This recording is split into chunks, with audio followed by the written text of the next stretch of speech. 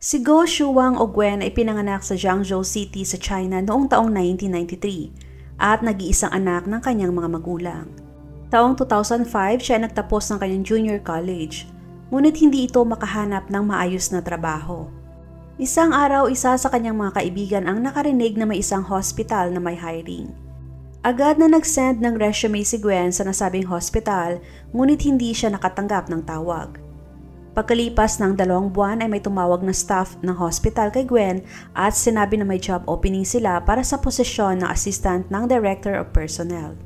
Ngunit ang posisyong yon ay temporary lamang. Tinanong si Gwen ng staff kung payag ba siya na tanggapin ang trabaho. Hindi na nagdalawang isip pa si Gwen at agad na tinanggap ang trabaho. Nagumpisa magtrabaho si Gwen sa hospital at doon ay pinakilala sa kanya ang kanyang magiging boss, si Fang Winzhong o Franz na 40 taong gulang na nung mga oras na yon. Sa una ay naging maganda ang impresyon ni Gwen kay Franz. Nakikita niya na si Franz ay isang magaling na leader at maayos itong makisama sa mga katrabaho. Ipinanganak si Franz sa mahirap na pamilya, ngunit siya ay matalino at masipag. Noong 1983 siya ay nag-aral sa Hanan Medical University.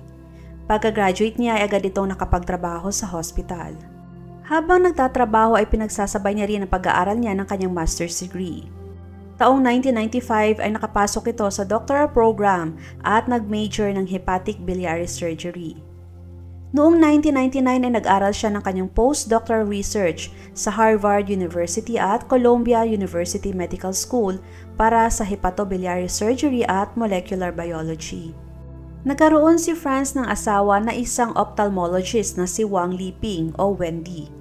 At sila ay nagkaroon ng 2 anak, isang babae at isang lalaki. Pag pumupunta si Franz sa ibang bansa para sa kanyang research, ay sinasama niya ang kanyang asawa at mga anak. Taong 2003 ay nakatanggap si Franz ng imbitasyon na magturo sa kanyang alma mater sa university. Nagdesisyon si Franz na bumalik sa China, ngunit hindi pumayag ang kanyang asawa. Ngunit gustong-gusto ni Franz na bumalik sa China at magturo, kaya mas pinanindigan niya ang kanyang desisyon at hindi yon matanggap ni Wendy, dahil ayaw niyang umalis sa US para manirahan sa China.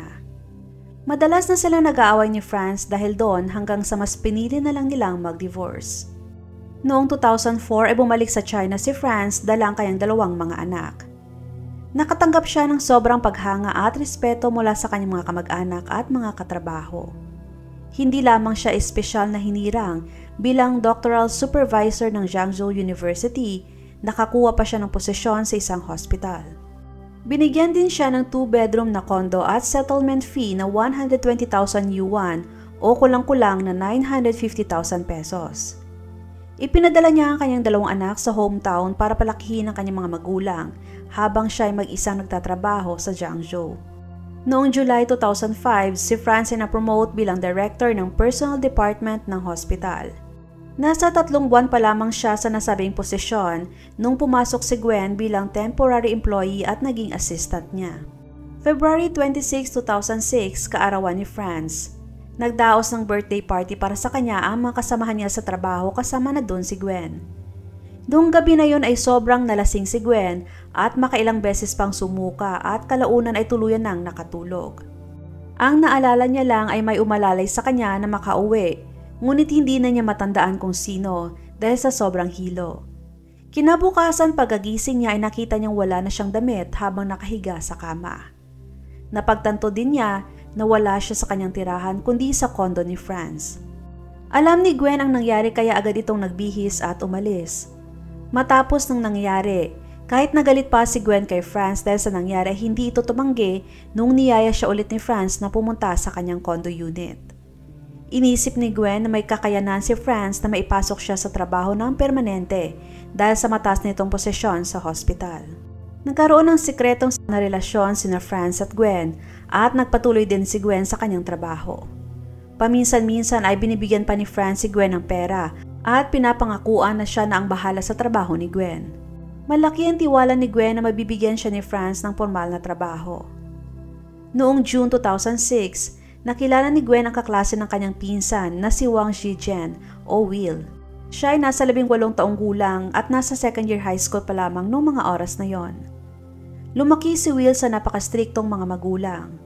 At ang pamamaraan ng kanilang pagdidisiplina kay Will ay pamamalo o pinaparusahan nila ito pag siya'y nakakagawa ng mali.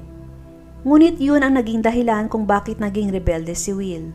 Matapos makilala ni Will si Gwen na 5 taong mas matanda kaysa sa kanya, ay nakaramdam siya ng pag-aalaga at nakahanap siya ng taong nakakaintindi sa kanya. Kaya di nagtagal ay nagkaroon sila ng relasyon. Dahil doon ay naging madalang nang makipag-usap si Gwen kay Franz. Bandang August 2006, ayon sa report, ay nabuntis si Gwen kaya kinuusap niya si Franz tungkol dito. At nangako ulit si Franz na siya nang bahala sa trabaho ni Gwen. Sinabi din niya na magkakaroon ng hiring ang hospital ng mga nurses at gusto niya na ipalaglag ni Gwen ang bata para makapag-focus ito sa trabaho at para makapaghanda sa gaganapin na recruitment exam. Pumayag si Gwen sa kagustuhan ni Franz. Lumipas sa mga araw at tuloy pa din si Gwen na makipagkita kay Franz para ibigay ang siksong pangangailangan. Di nagtagal ay kumuha ng nurse recruitment exam si Gwen at matagumpay itong natanggap sa trabaho. Ngunit ang posisyong ibinigay sa kanya ay substitute nurse na hindi kabilang sa mga formal nursing staff. Kaya kumapit ulit si Gwen kay Franz at umaasang malilipat siya sa formal nurse position, ngunit tumanggi si Franz. Makailang beses na kinausap ni Gwen si Franz at nakiusap na tulungan siyang makakuha ng maayos na posisyon, ngunit wala siyang natatanggap na maayos na sagot mula kay Franz at parang wala itong balak na tulungan siya. Simula noon ay tumanggi na si Gwen sa tuwing gustong makipagtalik sa kanya ni Franz. Nagalit si Franz at dumating na din sa puntong tinanggal niya sa trabaho si Gwen sa hospital. Matapos matanggal sa trabaho ay sinabi ni Gwen kay Will ang tungkol sa nangyari sa pagitan nila ni Franz. Sinabi niya na matapos siyang ginahasa ni Franz ay nasa ilalim na siya ng napakalaking pressure at madalas ay binabangungot ito sa gabi dahil sa trauma na dinanas. Sobrang nagalit si Will matapos marinig ang sinabi ng nobya at gusto niya itong tulungan para makapaghiganti. Sa panahon ng interogasyon ay sinabi ni Gwen na kinasusuklaman at kinamumuhian niya si Franz at gusto niyang makaganti. Kaya sinabi niya kay Will ang ideyang patayin si Franz. Tinanong pa siya ni Will kung gusto ba niya talagang gawin yun kay Franz at agad namang sumagot si Gwen ng oo. At gusto niyang magkasama silang gagawin ni Will. Nung una ay nag-isip muna si Will ngunit di nagtagal ay pumayag din ito. Nag-usap sila at pinagplanuhan nila ng mabuti ang mga gagawin. Ngunit sa pag-amin ni Will ay sinabi niya na siyang may gusto at nagsabi na patay nila si Franz. Dahil sa alam niya kung gaanong nasaktan si Gwen sa ginawa ni Franz at gusto niya itong mamatay. Bumili sila ng malaking martilyo at naghanda rin sila ng 2 hindi pa nagagamit na surgical blades. September 30, 2006, bandang 4:00 ng hapon, ay tumungo sa hospital sina Gwen at Will, dala-dala ang mga inihandang gagamitin para sa kanilang plano. Pumunta si Gwen sa opisina ni Franz at sinabing kailangan nilang mag-usap, habang si Will naman ay nasa parking lot at nag-aantay. Ayon kay Gwen na hindi sa opisina ni Franz sila mag-uusap, dahil baka marami ay makarinig sa kanilang pag-uusapan, kaya sinabi niya kung maaari ba sila mag-usap sa loob ng sasakyan ni Franz. Pumayag naman si Franz sa gusto ni Gwen. Pagkapasok ni Franz sa kanyang sasakyan, si Will na matagal na nag-aabang ay agad na binuksan ang driver's door at tinutukan na si Franz ng surgical blade at sinabi na lumipat ito sa passenger seat. Pagkatapos ay si Gwen na ang nag-drive ng sasakyan habang nasa passenger seat sina Will at Franz at nakatutok pa din sa kanyang leeg ang surgical blade. Tumungo sila sa lugar na kanilang pinagplanuhan na isasagawa ang krimen at sa mga oras na yon ay padilim na. Pagka-park ni Gwen ng sasakyan ay kinuusap pa nila si Franz na bigyan si Gwen ng formal na nurse position sa hospital at dapat ay magawa niya yon sa loob lamang ng 3 araw. Ngunit paliwanag ni Franz na wala siyang kapangyarihan na gawin yon. Sa nakuha nilang sagot ay agad na sinugatan ni Will ang kanang leeg ni Franz. Napakaraming dugo ang lumabas at agad na tinakpan ni Franz ang kanyang leeg. Kasunod nun ay sinugatan ulit ni Will ang kanang pulso ni Franz. Aksidenteng nabitawan ni Will ang surgical blade kaya agad itong nakuha ni Franz at nagawa pa niyang masugatan si Will sa likod. Pagkatapos ay agad na binuksan ni Franz ang pinto ng sasakyan at tumakbo palayo habang sumisigaw at humihingi ng tulong sa papalapit na sasakyan. Ngunit hindi tumigil ang sasakyan. Kasunod noon ay isa pang pickup truck ang papalapit. Nakita ng driver ang dugoang si Franz ngunit hindi rin ito tumigil para siya ay tulungan. Patuloy sa pagtakbo si Franz at nung lumingon siya ay nakita niyang nakasunod sa kanyang likod si Will at may dala itong martilyo. Naabutan ni Will si Franz at agad niya itong hinampas ng martilyo sa ulo at sa kaliwang kamay. Doon na natumba si Franz at hindi na gumalaw. Samantalang si Gwen naman ay nakasunod lang sa dalawa habang minamaneho ang sasakyan ni Franz. Nung makitang patay na si Franz ay bumili ang dalawa ng gasolina.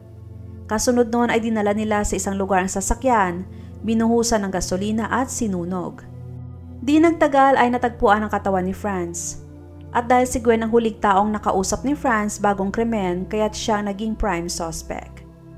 Noong October 2, 2006 ay inaresto sina Gwen at Will sa waiting room ng train station.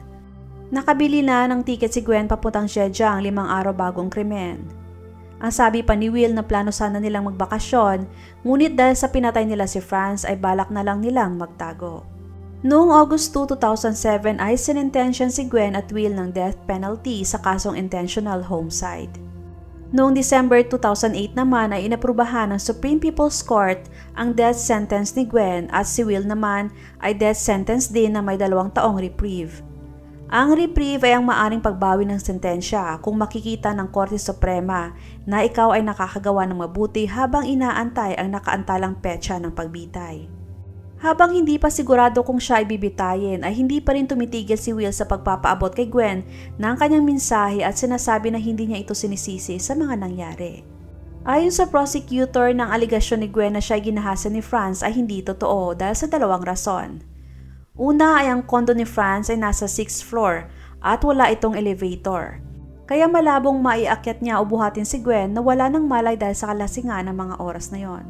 At hindi makakarating doon si Gwen kung hindi ito kusang umakyat. Ang pangalawang rason pagkatapos ng sinasabi niyang ginahasa siya, bakit hindi si Gwen tumawag ng mga pulis nung nagkaroon na siya ng malay at alam niyang may ginawang masama sa kanya si Franz. Dagdag pa doon ay walang makitang pagbabago sa galaw o sign na na-depress si Gwen ng mga katrabaho. Ngunit malinaw na kaya hindi siya nagreklamo ay dahil sa may gusto siyang makuha kay Franz at yun ay para mabigyan siya ng estable na trabaho. At pakiramdam niya ay niloko lamang siya ni Franz dahil sa mga ipinangako nito sa kanya na hindi naman natupad, kaya nakapag-isip siya na maghigante. Ang execution ni Gwen ay ginanap noong 2008 at ayon sa report ang sentensya ni Will ay ginawa na lamang 17 years na pagkakakulong.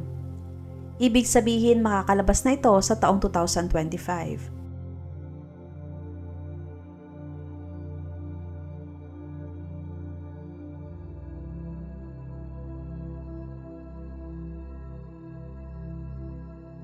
Huwag mag-atubiling ibahagi inyong mga saloobin at komento.